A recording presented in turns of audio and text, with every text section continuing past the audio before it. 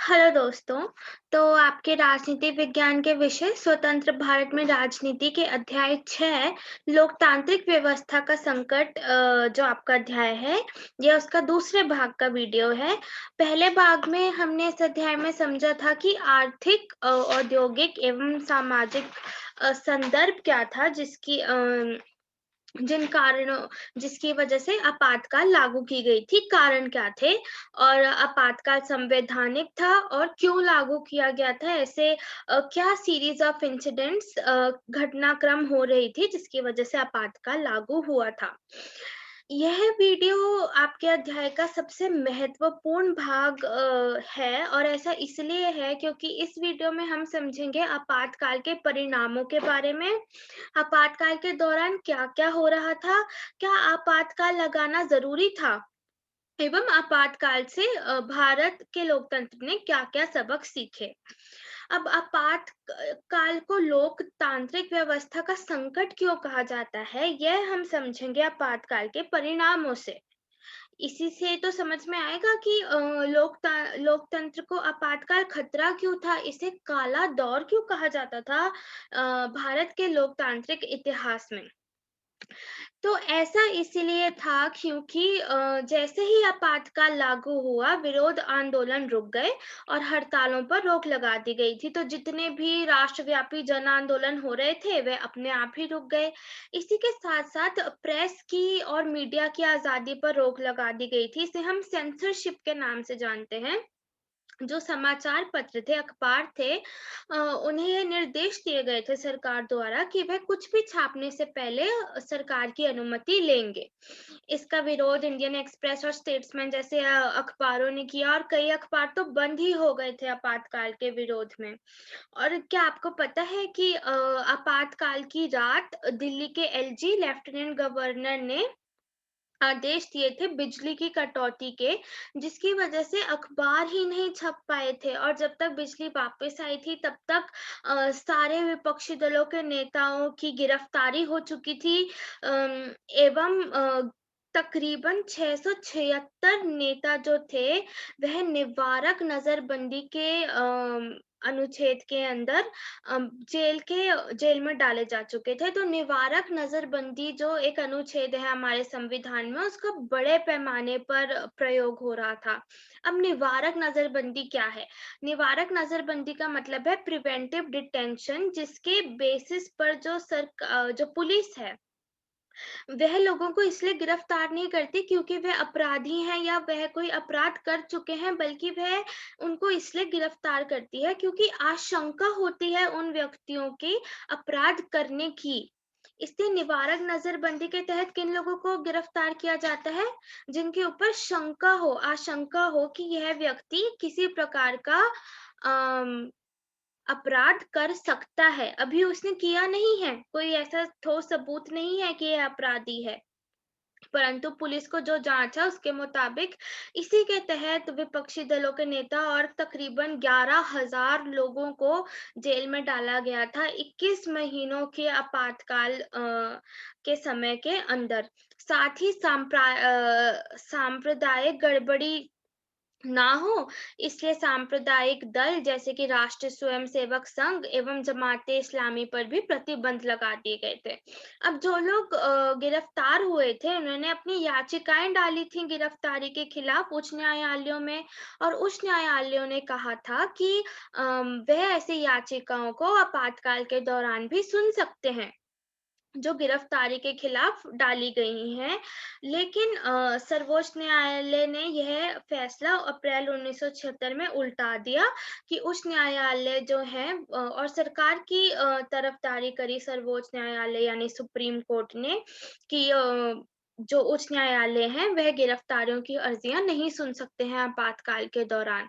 और आपको पता है, हम ये पिछले वीडियो में पढ़ चुके हैं कि कैसे सरकार ने सर्वोच्च न्यायालय के 3 वरिष्ठ न्यायाधीशों को इग्नोर करके, नज़रअंदाज करके एएन रे को मुख्य न्यायाधीश के रूप में नियुक्त किया था क्योंकि वह सरकार के तरफदार थे। इसी के साथ-साथ और क्या-क्या हो रहा था, कन्नड़ के एक बहुत बड़े लेखक जो पद्म भूषण से सम्मानित थे, शिवराम कारंत एवं हिंदी साहित्य के लेखक जो पद्मश्री से सम्मानित थे, फणीश्वर नाथ रेणु, इन्होंने अपनी उपाधियाँ लौटा दी थी आपातकाल के विरोध में। इसी के साथ-साथ एक बहुत प्रॉब्लमैटिक एवं गैर सरकारी हरकत जो की जा रही थी, वह की जा रही थी इंदिरा गांधी के छोटे बेटे संजय गांधी के नेतृत्व में, जो कि जबरन नसबंदी करा रहे थे दिल्ली के लोगों में एवं यमुना किनारे जो झुग्गी बस्तियां थी उनको हटाया जा रहा था। यह सब ज़बरदस्ती हो रहा था, गैर सरकारी एवं गैर कानूनी तौर पर हो रहा था, जैसे ज़बरन नसबंदी जो कि पॉपुलेशन कंट्रोल मेजर है, बढ़ती अ, हुई जनता को रोकने का, जनता दर को रोकने का यह एक तरीका है, यह मुहिम शुरू कर दी गई थी।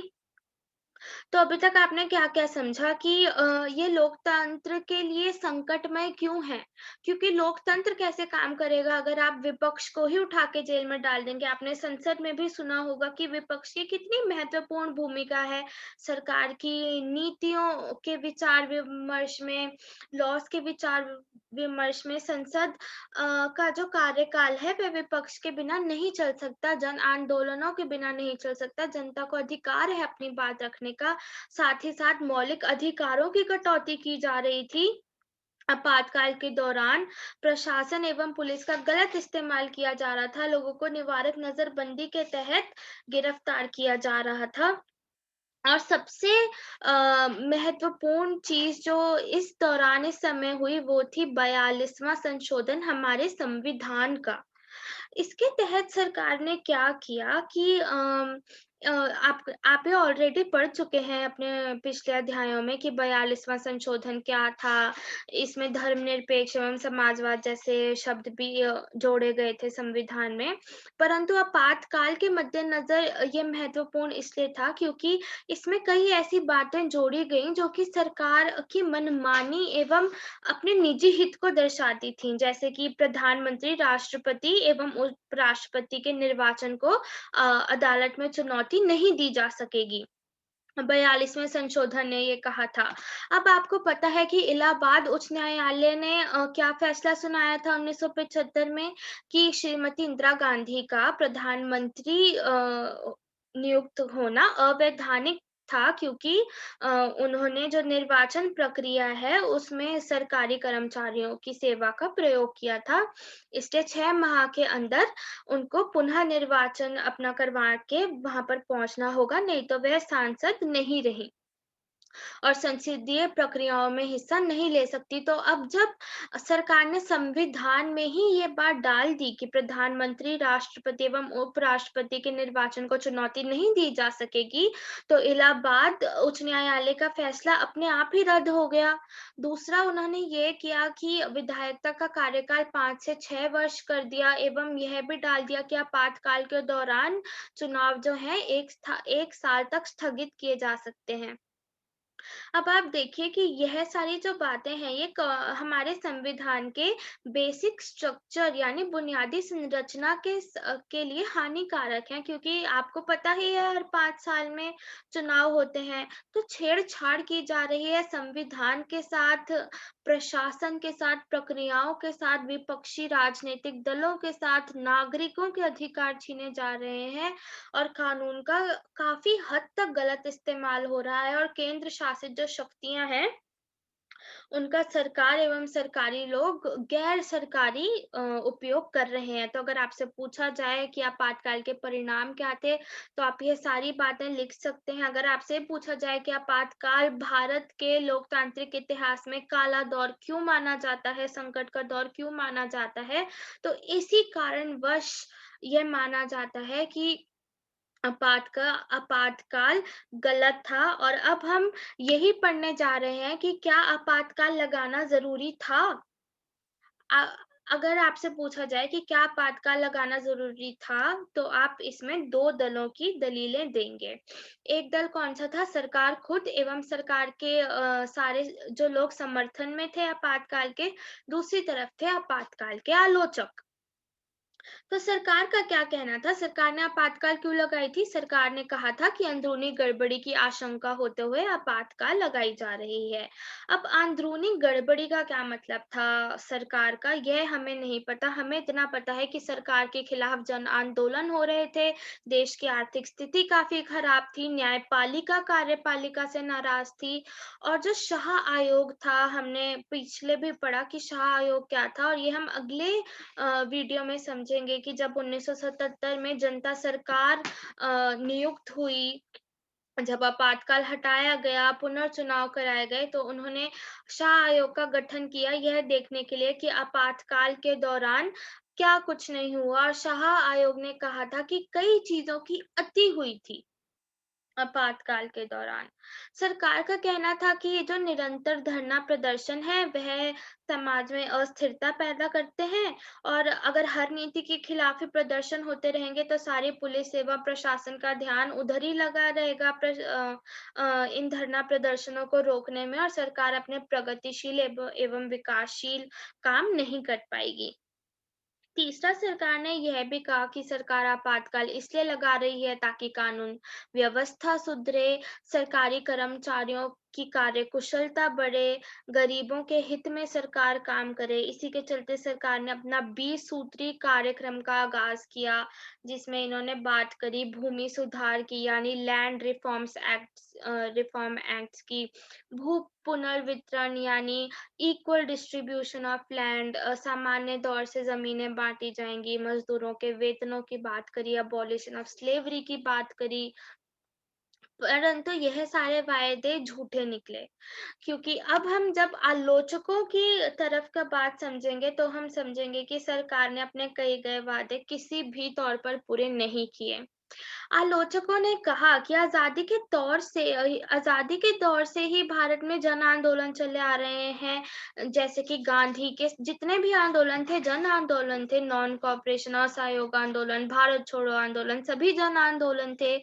एवं जो छात्र आंदोलन, जेपी आंदोलन हो रहे थे, गुजरात में छात्र आंदोलन हो रहे थे, ये शांतिपूर्ण एवं अहिंसक विरोध कर रहे थे, लोकतांत्रिक व्यवस्था के अंतर्गत ऑपरेट कर रहे थे, जब यह सरकार की निंदा कर रहे थे और प्रश्न पूछ रहे थे सरकार से आर्थिक एवं औद्योगिक संदर्भ के बारे में। तो यह तो लोकतंत्र का अनभिज्ञ एवं अभिन्न हिस्सा है कि जो विपक्षी दल हैं, जो लोग हैं, नागरिक हैं, उन्हें अपनी बात रखने का पूरा हक हो, क्योंकि सरकार क्या है, जनता से बनती है, जनता के लिए बनती है। और आपातकाल लागू करके सरकार ने तो सारी लोकतंत्र की व्यवस्था को ही ठप कर दिया। प्रशासन द्वारा लोगों पर अत्याचार किए गए, जैसे कि एक छात्र राजन की पुलिस हिरासत में मौत हो गई, मौलिक अधिकारों पर रोक लगा दी गई, प्रेस और मीडिया सेंसरशिप हो गई, अ, सारे विपक्षी दलों एवं नागरिकों की निवारक नजरबंदी के तौर पर गिरफ्तारी हो गई, जबरन नसबंदी कराई गई। आप समझ रहे हैं ना, ये सब लोकतंत्र व्यवस्था के विपरीत है। ऐसा डेमोक्रेसी, ऐसा लोकतंत्र में नहीं होना चाहिए, क्योंकि अधिकारों के साथ छेड़छाड़ की जा रही है, मौलिक अधिकार रद्द किए जा रहे हैं, सरकार अपनी मनमानी कर रही है। इस दौर को एक तानाशाही के तौर पर देखा गया था। अब आलोचकों ने यह भी कहा कि आपातकाल के पीछे का कारण देश को बचाना नहीं, अपितु सरकार को खुद को ही बचाना हो गया था, क्योंकि हमें पता ही था कि श्रीमती इंदिरा गांधी के खिलाफ अवैधानिक निर्वाचन का फैसला आ चुका था उच्च न्यायालय से, और वह अगर आपातकाल नहीं लगाई जाती, तो सरकार का गिरना तय था, सत्ता में बने रहना असंभव था, क्योंकि देश में इतने आंदोलन हो रहे थे सरकार की नीतियों के खिलाफ, आर्थिक संदर्भ उथल-पुथल हो रखा था। इसीलिए सत्ता में बने रहने के लिए, अपने आप को बचाने के लिए 21 महीनों तक आपातकाल लगाई गई। और लोकतंत्र को किनारे करते हुए साइड में रखकर सरकार ने अपनी मनमानी के तहत संविधान के साथ छेड़छाड़ करके अपने फायदे के लिए लोकतंत्र के साथ कॉम्प्रोमाइज किया, यानी लोकतंत्र को अंधेरे में ढकेल दिया। इस वीडियो के आखिरी भाग में हम समझेंगे कि आपातकाल के सबक क्या थे। आपातकाल से भारत ने क्या-क्या सबक सीखे? तो सबसे पहली बात तो आपातकाल ने उजागर करी भारतीय लोकतंत्र की ताकतें एवं कमजोरियां।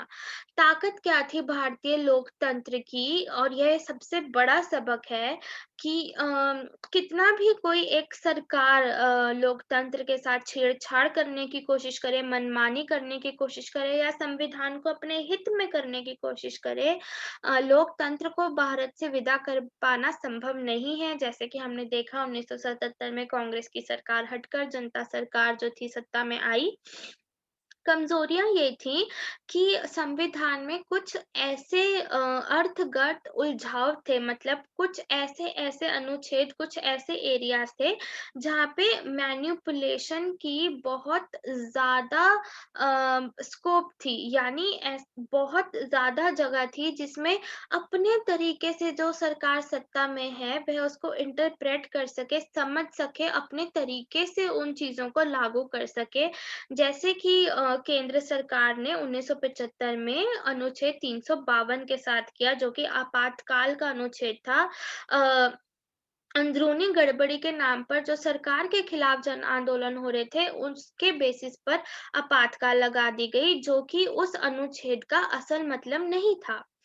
इसीलिए जो दूसरा सबक बड़ा भारत ने सीखा वह यह था कि अम, अनुच्छेद 352 में से अंदरूनी आपातकाल का संदर्भ सिर्फ सशस्त्र विद्रोह पर ही लिमिट कर दिया गया, वहीं पर ही रोक दिया गया कि जब तक कोई आर्म्ड रिबेलियन नहीं होगा देश के खिलाफ, यानी कोई भी एक समूह सशस्त्र विद्रोह ना करे, शस्त्रों के साथ युद्ध ना छेड़ दे, हमला ना छेड़ दे भारत पर, तब तक ये अनुच्छेद 352 की अंदरूनी गड़बड़ी वाली जो आपातकाल है ये नहीं लगाई जा सकती। इस आर्बिट्री तरीके से, जिस तरीके से तो 1975 में लगा दी गई थी। तीसरा यह है कि आपातकाल के संदर्भ में जो नागरिक थे एवं जो न्यायालय थे वह काफी सचेत और सतर्क हो चुके थे मौलिक अधिकारों को लेकर कि क्या सरकार हमसे हमारे अधिकार छीन सकती है आपातकाल के नाम पर, वो भी 21 माह के समय के लिए। क्या निवारक नजरबंदी जैसे कानूनों के तहत लोगों को उठाकर जेल में डाला जा सकता है?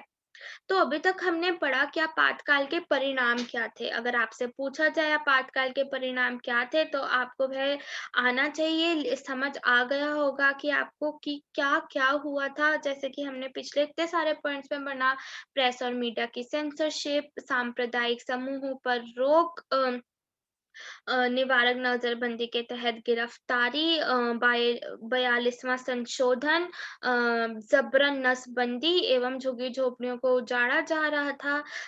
आप समझ रहे हैं कि कैसे आपातकाल के दौरान प्रशासन एवं केंद्र सरकार ने अपनी केंद्रित ताकतों का नाजायज फायदा उठाया। दूसरा हमने यह पढ़ा कि क्या आपातकाल लगाना जरूरी था। इसमें हमने समझा कि सरकार ने क्या दलील दी, आपातकाल लगाने की कार्यकुशलता बढ़ाने की दलील दी गई, परंतु आलोचकों की माने तो ऐसा बिल्कुल नहीं हुआ, और आलोचकों की तरफ से यह तर्क दिया गया कि सरकार ने ऐसा खुद को सत्ता में बने रहने के लिए किया, खुद को बचाने के लिए किया, सरकार ना गिर जाए इसलिए आपातकाल की घोषणा की गई, जबकि देश में कोई अंदरूनी गड़बड़ी नहीं थी, देश को किसी प्रकार का संकट नहीं था। और फिर अभी हमने वीडियो के अंतिम भाग में पढ़ा कि आपातकाल से भारत ने क्या-क्या सबक सीखे।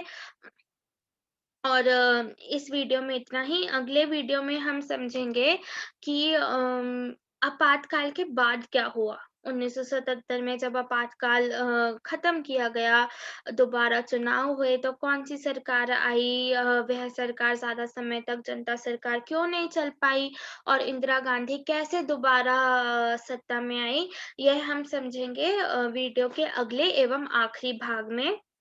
आशा करती हूँ इस वीडियो में जो सबसे महत्वपूर्ण चीज़ हमें समझने की थी कि इस आपातकाल को लोकतांत्रिक व्यवस्था का संकट क्यों माना जाता है।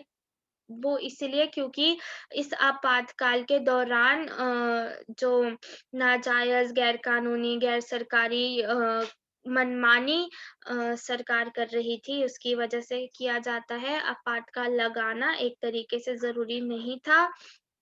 अगर आपातकाल ना भी लगाया जाता तो भी जो देश का संदर्भ था जन आंदोलनों का वह कंट्रोल नियंत्रण में किया जा सकता था। तीसरा हमने पढ़ा कि आपातकाल से भारत ने क्या-क्या सबक सीखे। इस वीडियो में इतना ही, इसको रिवाइज़ ज़रूर करें, पुनरावृत्ति ज़रूर करें और मिलते हैं अगले वीडियो में। धन्यवाद।